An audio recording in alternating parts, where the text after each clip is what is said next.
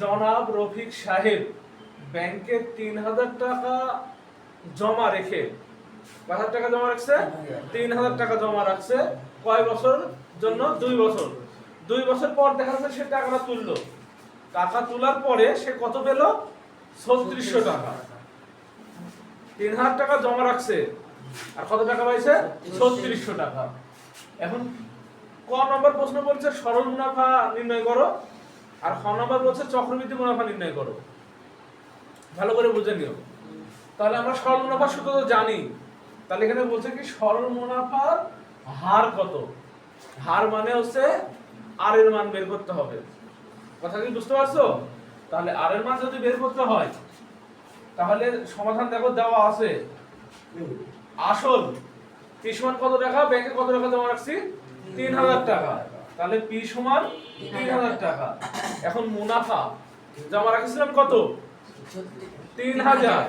পেলাম কত? তাহলে মুনাফা কত হলো? ৬০০ টাকা। অর্থাৎ ৩৬০০ মাইনাস ৩০০০ ইকুয়াল টু ৬০০ টাকা। ক্লিয়ার কথা? আচ্ছা, সময় এন সমান ২ বছর। সুদের হার আর এর, অর্থাৎ আমাদের প্রশ্নে সুদের হার বের করার কথাই বলেছে, তাই না? তাহলে আমরা জানি সরল মুনাফার সূত্র কি? I equal to P N R. কিন্তু মান বের করতে বলছে কার? আর এর মান। আর কিন্তু এইবার আছে অপোজিট সাইডে।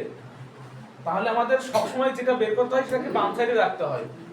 তাহলে আমরা অল্টার করব, অর্থাৎ জায়গা বদল করব। পি এন আর কে এবার নিয়ে আসলাম, আর এক এবার নিয়ে গেলাম। নিয়ে যাওয়ার পরে এখানে আমার দরকার কি? আর এর দরকার শুধু। পি এন এর কি দরকার আছে? দরকার নাই। তাহলে আমি হচ্ছে আরটা রাখলাম। আর রাখার পরে পি এন কে এবার নিয়ে যাব। যখন আমি কোনো কিছু এবার নিয়ে যাব তখন ভাগ হয়ে যাবে। গুণ থাকলে ভাগ, আর ভাগ থাকলে গুণ। তাহলে পি এন ভাগ হয়ে গেল, ভাগ হইছে না? এখন মান বসাই। আর মান কত? ৬০০। পি এর মান ৩০০০, এন এর মান ২। তাহলে ৬০০ বসলো, আর ৩০০০ এর সাথে ২ গুণ করে কত হলো? ৬০০০, তাই না? এখন ৬০০ যদি ৬০০০ দিয়ে ভাগ করি হয় হচ্ছে 0.10। কিন্তু এখানে যে সুদের হার, হার মানে পার্সেন্ট বের করতে হবে।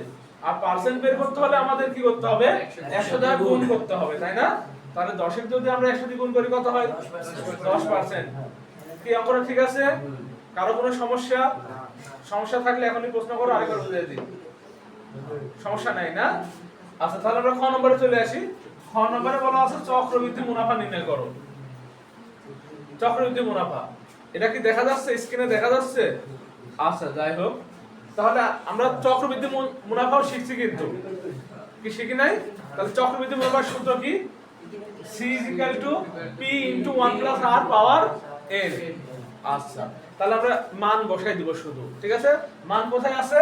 ওই যে এটা লেখা আছে। তোমরা চাইলে এখানে হেয়ার করে পাশেও লিখতে পারো, দেওয়া আছে দিয়ে উপরেও লিখতে পারো, ঠিক আছে? তবে লেখার দরকার, লিখতে হবে জিনিসটা। আচ্ছা, এখন P এর মান কত? ৩০০০। আর হচ্ছে 1 কত? 1। আর হচ্ছে R এর মান কত? 0.10। আমি এখন প্রশ্ন করতে পারি আর এর মান কই পাইলেন? আর এর মানেই যে বাইর করা হয়েছে, এই মানটাই কিন্তু এখানে ব্যবহার হচ্ছে, ঠিক আছে? যদি আর এর মান এক্সট্রা ভাবে দেওয়া না থাকে তাহলে আমি যে মানটা বের করব ওই মানটাই ব্যবহার হবে, ঠিক আছে? আর মাথার উপর 2 কই পেলাম? 2 কোথায় পেলাম? বছর। 2 মানে বছর, তাই না? n এর মান ৩০০০ বসলো, আর এটা যোগ করে কত হলো? 1.10, অর্থাৎ 1.10, তাই না? কয়বার আছে? 2বার আলাদা করে লিখলাম। 1.10, 1.10। এখন টোটালি আমরা কি করছি বলো তো? গুণ করছি। গুণ করে কত হইছে? ৩৬৩০ টাকা। তাহলে কোন জায়গায় লাভ বেশি পেলাম? সরল মুনাফায় লাভ বেশি পেলাম না চক্রবৃদ্ধি মুনাফায় লাভ বেশি পেলাম বলো তো? চক্রবৃদ্ধি। কত টাকা লাভ বেশি পাইছি? 30 টাকা। কারণ সরল মুনাফায় পাইছিলাম হচ্ছে ৩৬০০ টাকা মুনাফা সহ, অর্থাৎ ৬০০ টাকা মুনাফা পাইছিলাম। আর এখানে কত পাইলাম? ৬৩০ টাকা। তাহলে আমাদের 30 টাকা এক্সট্রা বাঁচে। তাহলে তুমি কোনটি করবা? সরল মুনাফা করবা না চক্রবৃদ্ধি মুনাফা করবা? চক্রবৃদ্ধি, কারণ চক্রবৃদ্ধিতে মুনাফা বেশি। তো যাই হোক, আমার এই ভিডিওটা করার উদ্দেশ্য কি? যারা অঙ্কটা এখানে বুঝতে পারতেছো না, তোমরা চাইলে প্রতিদিন সন্ধ্যাবেলায় এই ভিডিওটা তোমাদের হয়ে যাবে, তোমাদের সন্ধ্যাবেলায় হোক বিকালে হোক যখন হোক ছাড়বো আর কি, 10টা 10:30টার মধ্যে ছাড়ে দেবো ভিডিওটা। ঠিক আছে, তোমরা চাইলে যারা বুঝতে পারবে না প্রতিদিন ক্লাসগুলো ভিডিও হবে, বাসায় বুঝে নিতে পারবে, যাদের ওয়াইফাই আছে সুবিধা হবে, তাই না? আচ্ছা তাহলে আজকে রাখি এই পর্যন্তই।